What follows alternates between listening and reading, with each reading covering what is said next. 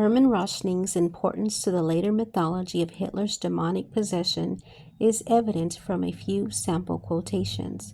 Hitler was abandoning himself to forces which were carrying him away, forces of dark and destructive violence.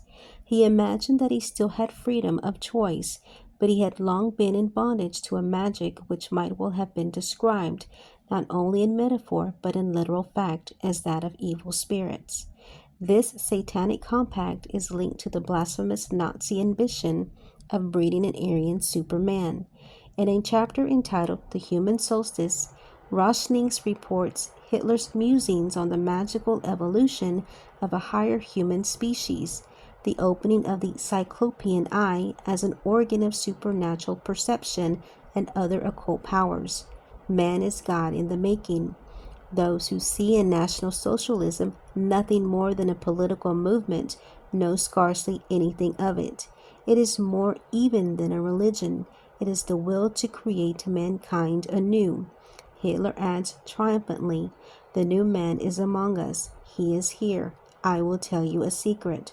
I have seen the vision of the new man, fearless and formidable. I shrank from him." Another episode records Hitler waking in the night, screaming and shaking with terror at the apparition of an unnamed presence, presumably a demonic vision of the Superman. Rauschning's conversations were to have the most potent influence in inspiring the 1960s mythology of a demonic Hitler, first in France, with a lost war, collaboration, and Allied liberation in recent memory. The demonic interpretation of Hitler and Nazism could also serve as an excuse for defeat at an unconscious level and a bandage for wounded French pride. How could mere mortals have armed themselves against these monstrous powers of darkness?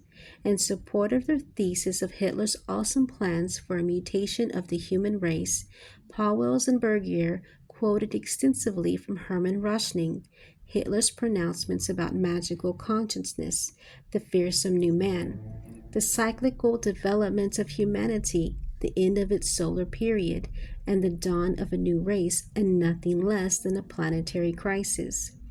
These and similar passages from Rauschning frequently appear in the books of Trevor Ravenscroft, James Herbert Brennan, and subsequent exponents of the new Nazi mysteries. The purpose of such Rauschning quotations is typically twofold.